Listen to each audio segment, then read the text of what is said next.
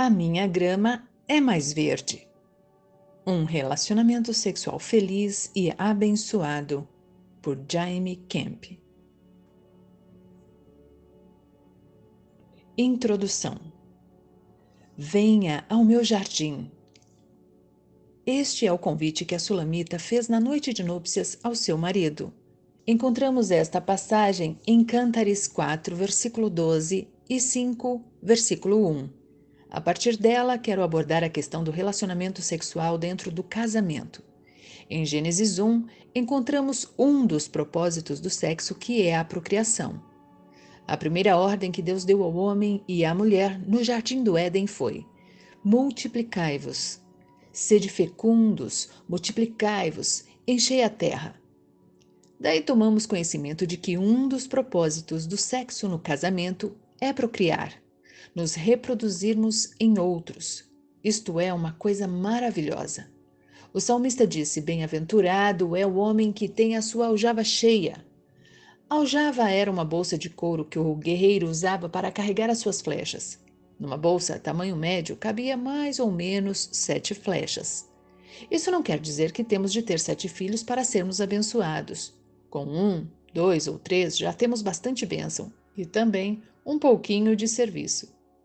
Não queremos falar sobre procriação, mas sobre recriação, isto é, o prazer sexual. Quando duas pessoas estão comprometidas com o Senhor e uma com a outra, até que a morte as separe, não há limite para o prazer sexual que podem experimentar. O sexo foi criado por Deus não somente para procriar, para propagar a raça humana, mas também para a satisfação sexual do casal. O livro de Cântares de Salomão apresenta duas pessoas, o rei Salomão e a sua esposa, a Sulamita, bem como o amor erótico e o prazer que experimentam no casamento. Especificamente, Cântares 4, 12 e 5, 1 apresentam a noite de núpcias do casal. Há pelo menos 4 lindos conceitos nessa passagem sobre a base do prazer sexual. Mantenha a sua Bíblia aberta e caminhe comigo neste estudo sobre relacionamento sexual, destacando especialmente a questão do prazer sexual.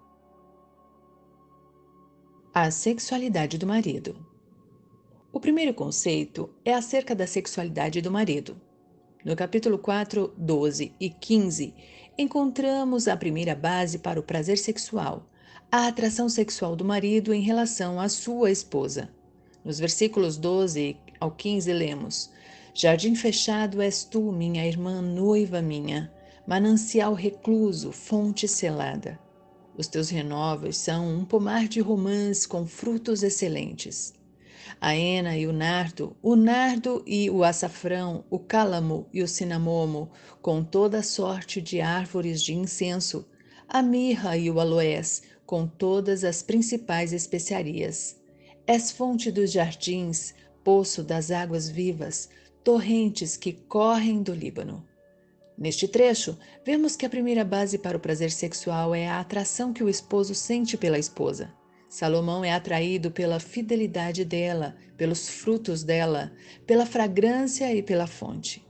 Vamos examinar cada um deles mais especificamente com bastante cuidado. Fidelidade. Em primeiro lugar, Salomão é atraído pela sua esposa por causa da fidelidade dela.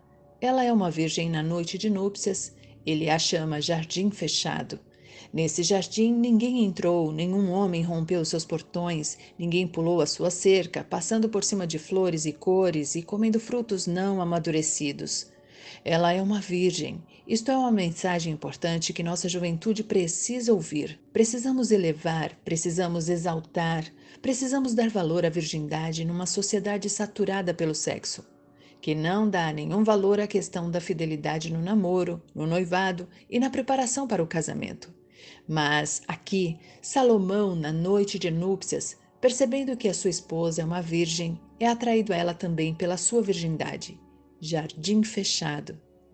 Tenho conversado com os rapazes solteiros e os desafiado da seguinte maneira: Rapaz, Deus segura as chaves do portão do seu jardim. O seu jardim seria então a sexualidade da sua futura esposa. Deus segura as chaves do seu jardim e somente na noite de núpcias ele vai entregá-las a você. para que possa abri-lo, passear no meio das flores e comer frutos amadurecidos para a glória de Deus e para o bem do seu casamento. Os jovens precisam ouvir esse tipo de mensagem, porque, conforme pesquisas por nós realizadas, 50% dos que foram criados em nossas igrejas já experimentaram alguma relação pré-nupcial ou são ativos sexualmente ainda na adolescência ou na juventude. Isso vem trazendo sérios prejuízos mais tarde para o casamento. Salomão, na sua noite de núpcias, olha para sua querida esposa e a chama jardim fechado, minha irmã. Não se turbe com a expressão minha irmã, não é incesto aqui. E noiva minha não tem relação pré-nupcial, é apenas uma expressão. Ele a chama manancial recluso, fonte selada. Isto é, nenhum homem chegou a essa fonte, nenhum homem bebeu e se satisfez nela até aquele momento. Essa fonte, que é uma satisfação sexual, é uma fonte selada. Essas três expressões, jardim fechado, manancial recluso e fonte selada, expressam o prazer que Salomão tinha ao olhar para sua esposa e saber que ela era uma mulher fiel. Acerca dessa expressão, às vezes me perguntam: e Salomão, Jaime, será que ele também era fiel? Pessoalmente, eu creio que, nessa época da sua vida, ele era um homem fiel à sua esposa. Quem sabe poderíamos chegar a dizer um virgem também. De qualquer jeito, o prazer sexual baseia-se na atração sexual do esposo em relação à sua esposa por causa da sua fidelidade. Frutos. Em segundo lugar, Salomão é atraído à sua esposa pelos frutos. Encontramos isto no versículo 13. Os teus renovos são como pomar de romãs com frutos excelentes. Que são esses frutos? Podemos notar que Salomão compara sua esposa a um pomar. Papai tinha um pomar de frutas na sua fazenda no norte da Califórnia, nos Estados Unidos, onde foi criado. Ali havia maçã, cereja, nectarina, pêssego e pera, vários tipos de frutas. Gosto de pensar que esse pomar é a nossa esposa. Através do seu corpo, do seu olhar, ela seduz na cama do casal seu marido, através de grande variedade de maneiras. Salomão é atraído à sua esposa pelos frutos dela. Temos aqui uma palavra para a esposa. Esposa, muitas vezes a mulher é criada numa família tradicional, evangélica, bastante protegida, mas onde não há comunicação, não há conversa. Não há nenhuma educação sexual, onde a palavra sexo é mencionada. Outras vezes ela é criada numa igreja evangélica bastante fechada, onde não há ensinamento da palavra de Deus sobre sexo. Então, a mulher entra no casamento com alguma ansiedade, com alguma dificuldade de se comunicar com seu marido sobre a questão sexual. E se torna um tanto quanto passiva e ansiosa, sem qualquer orientação sobre como melhor satisfazer o seu marido. Quero dizer a você que me lê, senhora ou senhorita, que é necessária a leitura de bons livros como Sexo e Intimidade, de Ed Witt, ou O Ato Conjugal, de Tim LaHaye, que podem orientá-la dando-lhe uma perspectiva melhor da sua sexualidade e da maneira pela qual você pode atrair como usar os frutos. Os teus renovos são como um pomar de romãs com frutos excelentes. Salomão é atraído à sua esposa na noite de núpcias pelos frutos. Isto se refere à variedade de maneiras com que ela o atrai na relação sexual. Fragrâncias. Em terceiro lugar, o prazer sexual é baseado na atração do marido em relação às fragrâncias. Salomão é atraído pela sua esposa através das fragrâncias dela. Veja o versículo 14. A rena e nardo, o nardo e açafrão, o cálamo e o cinamomo, com toda sorte de árvores de incenso, a mirra e o aloés, com todas as principais especiarias. Parece-me que a sulamita levou uma mala cheia de perfumes para sua lua de mel. A partir disso, quero falar da importância dos cheiros na relação sexual. Tenho orientado casais sobre essa questão, conversando com milhares e milhares deles sobre a importância do cheiro na relação sexual. No caso de Salomão, podemos notar que ele foi atraído pela fragrância. Ela usava perfume. Não há nada de errado em um homem usar costumeiramente perfume masculino e não somente na noite de núpcias ou na relação sexual. Esse cheiro é realmente importante. Uma senhora casada há cerca de 20 anos procurou-me num dos meus seminários e me disse: Pastor Jaime, eu amo muito meu marido, Ele também me ama muito, mas existe um problema sério no nosso casamento. Perguntei-lhe qual era o problema e ela disse: na área do sexo. E eu perguntei: em que área? O que especificamente na área de sexo está perturbando a senhora? Então ela me disse que o marido dela trabalhava em serviços pesados fora de casa. Chegava suado e sujo, recusava-se a tomar banho e a chamava para a relação sexual. Ela sempre ia para a cama com ele, mas nunca sentira nenhum prazer, por causa do mau cheiro do marido que não tomava banho antes da relação. Então eu perguntei: a senhora nunca conversou com o seu marido sobre isso? Ela respondeu: Jaime, eu nunca tive coragem de conversar com ele sobre isso. Então eu disse: está na hora de conversar com seu marido, não somente sobre isso, mas também sobre qualquer coisa que esteja atrapalhando a sua vida e a sua relação com ele. Ela disse: Pastor Jaime, seria possível o senhor conversar com meu marido sobre isso? E eu lhe disse: Não, não é minha responsabilidade, é uma coisa íntima, e você deve abrir seu coração e lhe falar da importância da fragrância, do cheiro no casamento. Temos dito que o Brasil tem muita água e que devemos aproveitar e tomar um bom banho. Um corpo limpo é fator absolutamente necessário para uma relação sexual plena no casamento. Salomão, portanto, foi atraído pela fidelidade da sua esposa, pelos seus frutos e pela fragrância. Fonte. Encontramos o terceiro ponto no versículo 15 do nosso texto. És fonte dos jardins, poço de águas vivas, torrentes que correm do Líbano. Marque esta passagem se está me acompanhando com a Bíblia aberta, como pedi no princípio, e leia comigo em Provérbios 5. Este é o capítulo mais conhecido de toda a Bíblia sobre educação sexual de pai para filho. Falando nisso, papai, a sua responsabilidade é muito grande em comunicar as verdades de Deus, especialmente em relação à vida sexual. Aqui encontramos o pai Salomão dando orientações a seu filho acerca da vida sexual. Permita-me deixar um pequeno esboço deste capítulo e retirar algumas verdades para o nosso estudo. Nos versículos 1 e 2, Salomão chama a atenção do seu filho. Filho meu, atende a minha sabedoria, a minha inteligência inclina os ouvidos, para que conserves a discrição e os teus lábios guardem o conhecimento. A primeira coisa para a qual Salomão chama a atenção do filho é: Filho, presta atenção. Aquilo que eu tenho para dizer agora é muito importante para a sua vida. Ele descreve a mulher prostituta ou a mulher adúltera, porque os lábios da mulher adúltera destilam favos de mel e as suas palavras são mais suaves do que o azeite, mas o fim dela é amargoso como o absinto, agudo como a espada de dois gumes.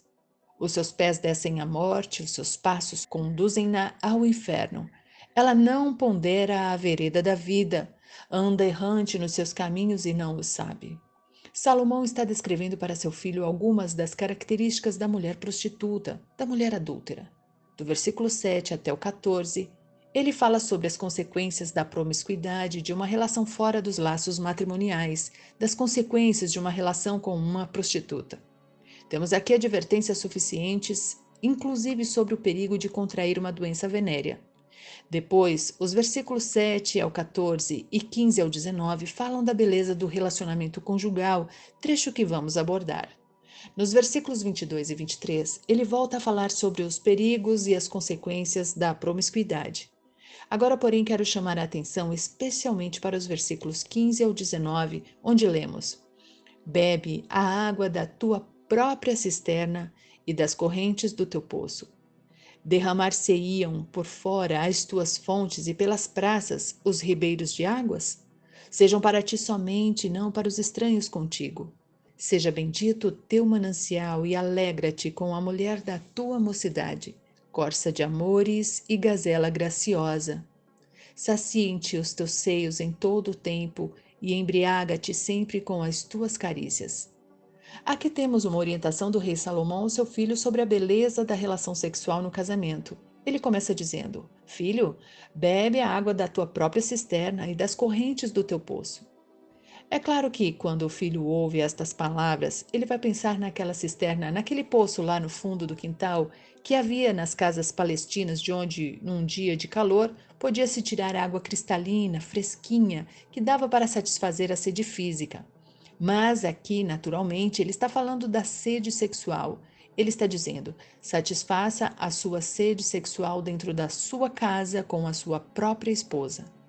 Continuando, ele faz, no versículo 16, uma pergunta: derramar-se-iam por fora as tuas fontes e pelas praças os ribeiros de águas? Salomão está dizendo: filho, não vá derramar, não vá gastar os seus recursos financeiros com uma prostituta, gastar seus recursos emocionais e sexuais nas praças. Isto, em termos mais modernos, seriam as danceterias, boates, casas de massagem ou motéis. Sejam para ti somente e não para os estranhos contigo. Que diz ele aqui? Para entender, você deveria estar nos meus sapatos, porque eu recebo muitas cartas assim. Jaime, outra noite meu marido chegou em casa com um colega de serviço pedindo sexo a três. Sobre isto temos a palavra firme do Pai. Sejam para ti somente e não para os estranhos contigo. No versículo 18 lemos: seja bendito o teu manancial. Isso me desperta uma pergunta. Esposo, a sua esposa é abençoada através da sua relação sexual? A sua esposa é uma bênção? Salomão, falando de sua relação sexual, descreve a sua esposa como um manancial abençoado. Espero que haja felicidade, alegria e bastante prazer na cama do casal. Tenho trabalhado com um sem número de casais que não têm uma experiência agradável na cama. Por isso, estamos abordando este assunto para aprender quais os princípios de Deus sobre o prazer. Alegra-te com a mulher da tua mocidade. Esta experiência não é uma cruz que a mulher tem que carregar, nem mesmo o homem. É uma experiência de alegria, não somente para a sua mocidade, mas também para quando se é casado há 30, 40, 50, 60 anos. O versículo 19 diz: corça de amores e gazela graciosa. São referências a animais graciosos, lindos, que descrevem uma relação bonita. E ainda sacia em ti os teus seios, afirmando que o homem é excitado pelos seios da sua esposa. Em todo o tempo, diz a palavra de Deus, não somente à noite, mas pela manhã, na hora do almoço, à meia-noite, não há hora para a relação sexual. É uma coisa espontânea que o casal desenvolve dentro dos seus próprios desejos e sentimentos. Finalizando este trecho, Salomão disse a seu filho: dentro dos laços matrimoniais, embriaga-te sempre com as suas carícias. É o único lugar na Bíblia em que a palavra diz que o homem casado pode ficar bêbado. É claro que não diz para ficar bêbado de vinho, pinga ou qualquer outro tipo de álcool, mas com as delícias do amor, o amor sexual, o amor erótico, das suas carícias. Claramente, encontramos aqui o rei Salomão falando sobre a beleza da relação sexual dentro dos laços matrimoniais. Nos versículos do 1 ao 14 e 20 ao 23, ele explica ao seu filho os perigos de uma relação sexual fora do casamento, mas a exalta no matrimônio quando diz: seja bendito o teu manancial. É exatamente isto que ele está dizendo. Voltemos para Cântares 4,15, onde encontramos estas palavras: és fonte dos jardins. Ela era uma fonte selada porque nunca tivera relação com nenhum homem, a não ser o seu marido. Essa fonte é uma fonte de bênçãos, jorrando águas para matar a sede. A vida dela, a sua sexualidade, os seus sentimentos, as suas palavras fazem parte dessa fonte dos jardins, poço das águas vivas. Concluindo então que o prazer sexual está baseado na atração do marido em relação à sua esposa, e isto em 4 áreas: sua fidelidade, seus frutos, suas fragrâncias e suas fontes. A sexualidade da esposa. O segundo conceito é: o prazer sexual baseia-se na atitude da esposa em relação à sua sexualidade. Vejam o versículo 16 do capítulo 4. Uma coisa linda, onde a Sulamita, a esposa, está respondendo às palavras do seu marido. Levanta-te, vento norte, e vem tu, vento sul, assopra no meu jardim para que se derramem os seus aromas. Ah, venha o meu amado para o seu jardim e coma os seus frutos excelentes. Foi o convite da Sulamita ao seu marido, à sua sexualidade. Quero que notem algo. Ela disse: assopra no meu jardim, mas, mais tarde, quando faz o convite, Oh, vem, meu amado, para o seu jardim. Ela reconhece que o jardim não era só dela, isto é, a sua sexualidade, seus órgãos sexuais, seus sentimentos, seu carinho, tudo que está ligado a uma relação bonita, ou seja, o jardim, era também do seu marido. Venha, o meu amado, para o seu jardim e coma os seus frutos excelentes. Ah, agora Salomão tem a chave dos portões e está abrindo-os. Ele está passeando no meio das flores, experimentando os frutos deliciosos. Esta referência é a sexualidade da sua esposa. Que coisa linda! Num mundo de revistas pornográficas, de uma mídia depravada e depravadora, num mundo de tanta perversão, encontramos a beleza de uma relação dentro dos propósitos de Deus, que é o casamento. Quero falar um pouquinho mais desse convite. Ele é voluntário, espontâneo, intenso. A esposa convida o marido a participar da beleza da relação sexual. Tudo isso é maravilhoso, mas o fato é que muitas senhoras casadas não têm capacidade, não têm o sentimento, não têm o jeito de convidar o seu marido para o seu jardim. Considero essa situação muito triste, porque muitas delas, creio eu, querem desenvolver uma relação de prazer, querem experimentar o que a Sulamita descreve aqui, mas não conseguem. Vou apresentar algumas razões pelas quais essas esposas, na noite de núpcias ou em qualquer outra noite do casamento, não têm vontade, não se sentem bem em convidar seu marido para o jardim. Aprendendo errado. A primeira das razões que eu quero destacar é que a esposa, quando pequena, não recebeu instrução sexual adequada em seu lar. Muitas vezes, a mãe, praticamente no dia do casamento ou alguns dias antes, chama a filha e diz alguma coisa assim: Filha, carregue a sua cruz. Homem é homem. Você vai aguentar a relação sexual, portanto, fique firme, porque essa é a obrigação da mulher. A filha recebe essa orientação da sua mãe ou de uma outra pessoa, quem sabe, justamente porque a mãe dela passou por essa experiência. Não teve uma relação bonita. Quem sabe a mãe dela casou-se com um homem bruto, um animal na cama, que lhe pedia coisas indecentes, que a fez sentir-se mal. Em vez de tentar lidar com o problema, procurar um conselheiro, procurar dialogar com o marido, ela simplesmente aguentava uma relação na qual não tinha prazer. Por isso, acabou transmitindo esse mesmo sentimento à sua filha, que agora vai casar.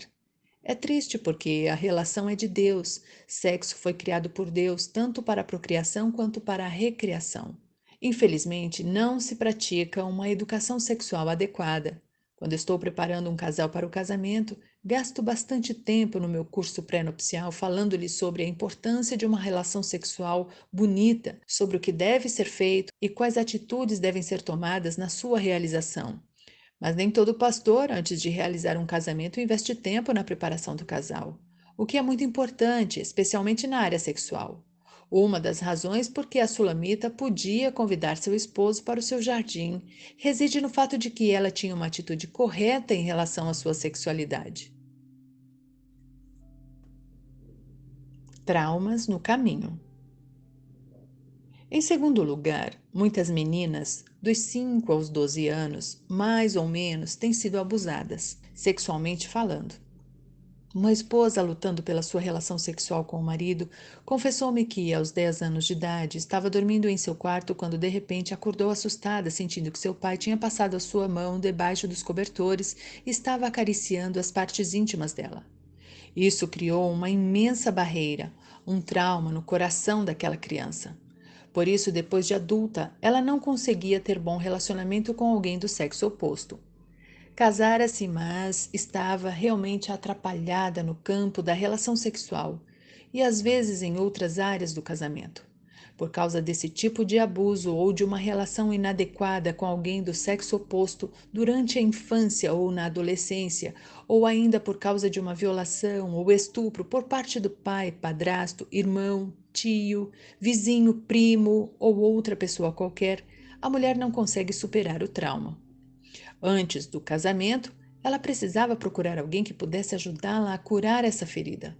Por causa deste abuso sexual sofrido na infância, a mulher não tem desejo, não tem coragem de convidar livremente, abertamente o seu marido para participar do seu jardim. Antes da hora.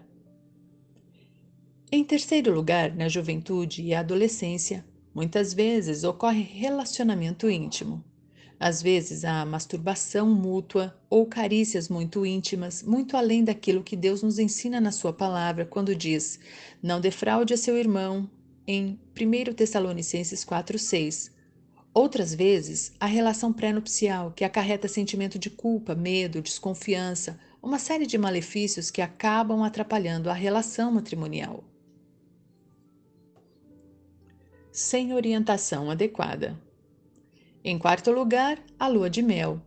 Nossos casais precisam de uma orientação específica e prática sobre as primeiras noites de núpcias. Precisam que o pastor ou um conselheiro capaz lhes dê uma orientação sadia para que não haja trauma já na primeira noite por falta de consideração, de paciência ou de experiência.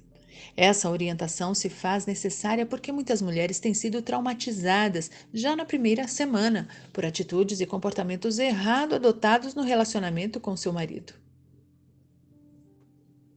Comportamento errado. Em último lugar, ocorrem comportamentos errados no início do casamento, com o marido forçando a barra, dizendo: "Querida, se você me amasse, faria isso comigo." O que realmente é uma chantagem. No amor, não pode haver chantagem. O amor é livre, é espontâneo. O certo é ter uma conversa. Sobre isso, eu gostaria de sugerir que periodicamente o marido faça uma pergunta ou outra à sua esposa, abrindo diálogo sobre o relacionamento sexual. A minha sugestão seriam 3 perguntas. Primeira: querida, há alguma coisa que eu esteja fazendo em nossa relação sexual que esteja ferindo ou ofendendo você física ou emocionalmente? Esta é uma pergunta importante e indispensável. A segunda é: querida, há alguma coisa que eu possa fazer na nossa relação sexual para melhorar? O propósito do casal deve ser melhorar sempre, para que haja mais desejo e não menos por parte do casal. A terceira pergunta é: querida, você está satisfeita com a nossa comunicação na área sexual? Penso que muitos casais têm dificuldade de dialogar, de conversar abertamente e de realmente expor seus sentimentos em relação à vida sexual. São 3 perguntas para que o marido possa saber o que poderá fazer para melhorar e ajudar a esposa a desenvolver uma relação mais bonita. Escrevi tudo isso para dizer que toda esposa deve, periodicamente, fazer ao seu marido o convite encontrado em Cântares 4,16.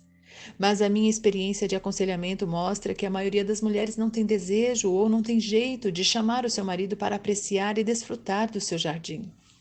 A pergunta é: por quê? Abordei 5 razões: falta de instrução sexual no lar, abusos e violações na infância, relações pré-nupciais ou intimidades além daquilo que Deus quer na adolescência e juventude, atitudes e comportamentos errados na lua de mel e atitudes e comportamentos errados no casamento. São motivos por que a mulher teria constrangimento de fazer este tipo de convite. À luz dessas coisas, quem sabe é necessário que a esposa consulte um médico ou procure um conselheiro ou um pastor que possa ajudá-la a ajustar o relacionamento conjugal. Mas o melhor é dialogar carinhosamente, calmamente com o marido sobre os seus sentimentos, para que essa possa vir a ser uma experiência de prazer a ser desfrutada no casamento. O prazer sexual mútuo. Este é o terceiro conceito. Vimos que o prazer sexual baseia-se na atração do marido pela esposa e na atitude da esposa em relação à sua própria sexualidade. Em Cântares 5:1, encontramos a terceira base para o prazer conjugal. O prazer sexual baseia-se na aceitação da satisfação sexual mútua do marido e da esposa. Já entrei no meu jardim, minha irmã, noiva minha. Colhi a minha mirra com a especiaria, comi o meu favo com o mel, bebi o meu vinho com o leite. Ele já está no jardim, passeando com a sua esposa. Aqui, verificamos que o prazer sexual baseia-se na aceitação. É uma experiência mútua que cada pessoa está aceitando como parte do plano de Deus para o casamento. A razão pela qual eu falo é que nós encontramos 3 belas expressões aqui. Colhi a minha mirra com a especiaria, comi o meu favo com o mel, bebi o meu vinho com o leite. É notável que 2 pessoas se envolvam em algo tão agradável. Colhi a minha mirra refere-se à primeira pessoa, com a minha especiaria. A segunda pessoa, comi o meu favo, refere-se à primeira pessoa, com o mel à segunda. Bebi o meu vinho, fala da primeira pessoa, com o leite da segunda. É uma experiência que os dois estão desfrutando no casamento. Eu creio que o apóstolo Paulo confirma este conceito em 1 Coríntios 7, do 1 ao 5. Quanto ao que me escrevestes, é bom que o homem não toque em mulher, mas por causa da impureza e imoralidade sexual, cada um tem a sua própria esposa e cada uma o seu próprio marido. Paulo está dizendo que um dos propósitos do casamento é a pureza de coração, que se reflete na pureza sexual. E também que um dos propósitos do casamento é alívio emocional e sexual, isto na cama do casal. Baseado nisso, Paulo diz no versículo 3 que o marido conceda à esposa o que lhe é devido. Paulo está apontando o dedo para a sua esposa e dizendo: marido, cuide da sua esposa. Sexualmente falando, pague a sua dívida para com ela. A palavra devido refere-se à sua dívida para com ela. Que dívida é essa? É o suprimento das carências e necessidades emocionais e sexuais da esposa durante todos os anos do casamento. É a preocupação e cuidado com o prazer que a esposa deve ter no relacionamento matrimonial. Paulo disse mais: e também, semelhantemente, a esposa ao seu marido. Ou seja, a esposa também tem uma dívida a pagar ao seu marido. Qual é?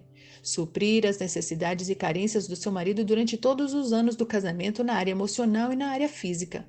Portanto, essa deve ser uma experiência mútua a ser desfrutada pelos dois dentro dos laços matrimoniais, uma experiência de grande prazer. Ela deve suprir as carências e necessidades da esposa e do marido. No versículo 4, lemos: a mulher não tem poder sobre o seu próprio corpo, e sim o marido.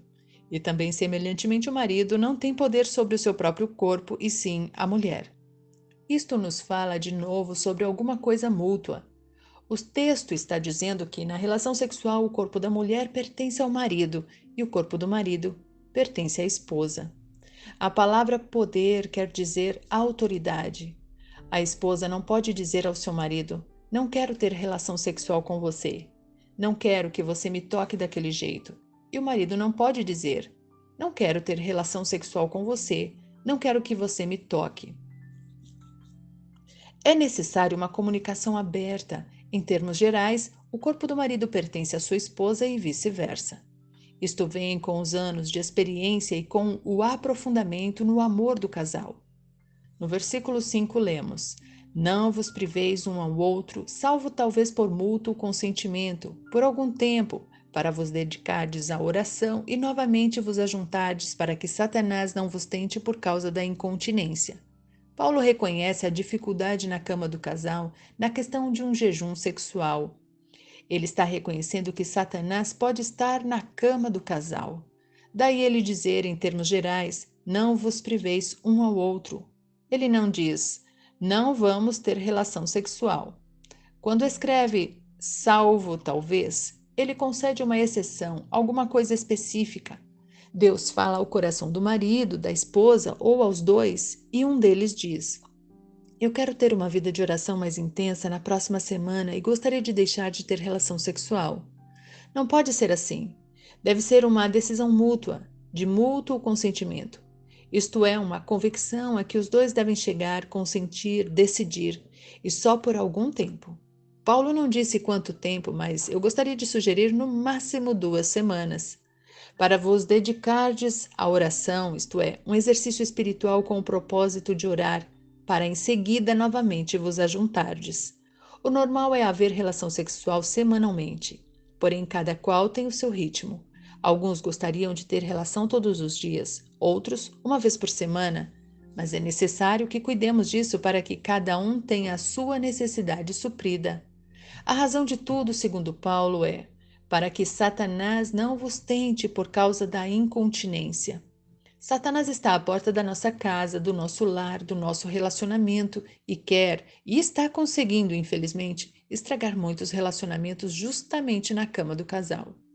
Gostaria, portanto, de dizer ao casal, ao homem casado ou mesmo ao solteiro, porque isto pode ser uma medicina preventiva, que é importante manter a comunicação, um espírito de humildade, um desejo de ser paciente e compreensivo em relação ao ato sexual e nunca forçar a barra. Paulo diz que deve ser uma experiência mútua. Não se esqueçam também que deve ser uma experiência de alívio para que haja fidelidade na relação matrimonial. Voltemos à primeira parte de Cântares 4:1, onde lemos que o prazer sexual baseia-se na aceitação da satisfação sexual mútua. Cada um se preocupa com o gozo, com a alegria e com a satisfação do outro. É uma experiência mútua. É muito importante compreender isso no casamento.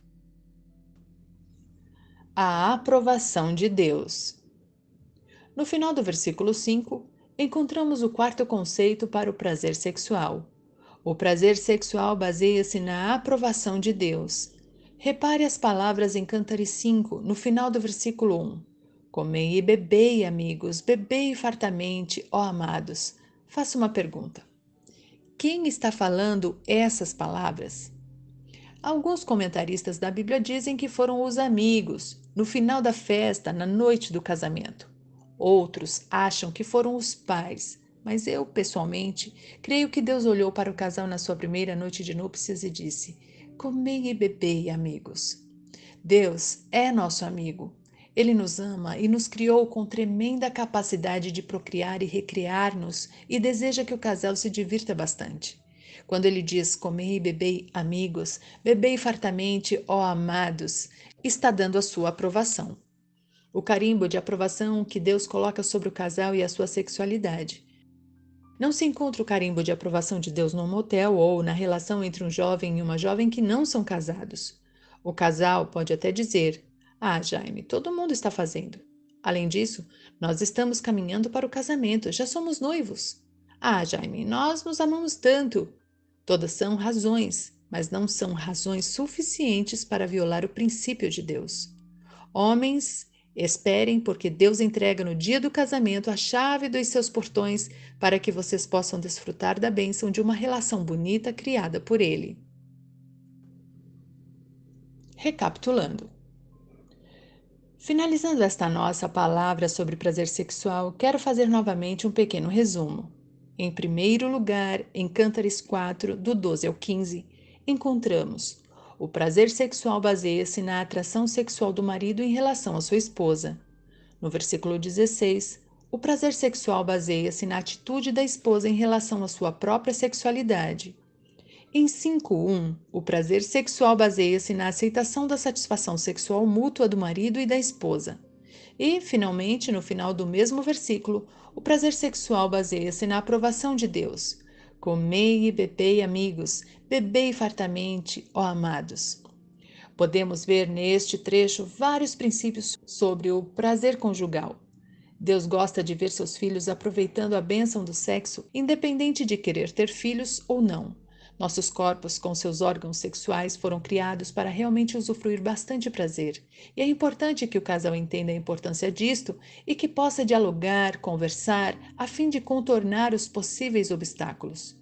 Insisto, se há problema dentro do casamento na área física, é necessário que haja uma comunicação aberta, um diálogo. E se o casal não consegue resolver sozinho o seu problema, é importante que procurem um conselheiro, um psicólogo cristão que possa orientá-los na solução do problema. Nosso desejo é o desejo do Ministério Lar Cristão, do pastor Jaime, que haja na sua cama a bênção de Deus. Deus disse que o ato sexual é uma relação de bênção, então, por que não ter esta experiência no casamento? Finalizando, eu gostaria de fazer uma oração que foi publicada no meu livro Dar-te-ei o meu amor. É uma oração bonita que pode ser usada em estudos sobre vida sexual. Oração. Senhor, é difícil saber realmente o propósito do sexo. Às vezes, parece-me ser um demônio enviado para me atormentar. Outras vezes, deliciosamente sedutor, transporta-me da realidade à fantasia. Sei, Senhor, que isto não representa a realidade do sexo, a qual é corpo, alma e espírito, paixão e ternura, um abraço forte, um gentil entrelaçar de mãos, nudez exposta, mistério escondido, lágrimas de euforia nos rostos dos recém-casados, lágrimas de alegria nos rostos de casais já enrugados, comemorando bodas de ouro. Sexo é um olhar tranquilo e significativo. É a inesperada entrega de rosas durante o dia, é um riso na noite. Sexo é a vida, não toda a vida, mas está inserido em seu significado. Ó Deus, sexo é uma boa dádiva para enriquecer a existência e obedecer à ordem da multiplicação. É a personificação da experiência, uma só carne. Senhor, algumas pessoas dizem que sexo e santificação não se misturam, mas a tua palavra afirma que ele é bom. Ajuda-me a ser aberto sobre ele e ainda assim proteger seu mistério. Faze-me sempre lembrar, Senhor, que sexo não é demoníaco, mas também não pode ser idolatrado. Ajuda-me a não devanear no mundo de fantasias com parceiros imaginários. Conservar-me no mundo real, onde devo amar desinteressadamente as pessoas que tens criado. Senhor, é muito difícil para o ser humano dizer: graças a Deus por minha sexualidade, pois, de um modo geral, as pessoas a encaram mais como um problema do que como um dom. Eu, porém, quero te agradecer por estar consciente de possuí-la. Obrigado pela liberdade que tenho de expressá-la. Dou graças a ti pelo sexo. Senhor, neste momento, em nome de Jesus, quero interceder pelos casais casados que estão passando por problemas conjugais, especificamente na área sexual. Senhor, que haja um desejo de consertar, de dialogar, de orar, para que o casal possa encontrar uma solução. Também, Senhor, quero interceder pelos jovens solteiros que estão ouvindo a minha voz, que estão a caminho do casamento, que estes princípios possam ser aplicados nas suas vidas, para que, quando entrarem então no casamento, possam ser abençoados. Obrigado, Senhor, porque tua palavra nos diz que foi o Senhor quem criou o sexo, porque ele é bom. Senhor, pedimos a tua bênção sobre a vida de cada um que lê esta oração, para que estes princípios sejam usados para abençoar ricamente o teu povo. Isto pedimos, agradecidos, em nome de Jesus. Amém.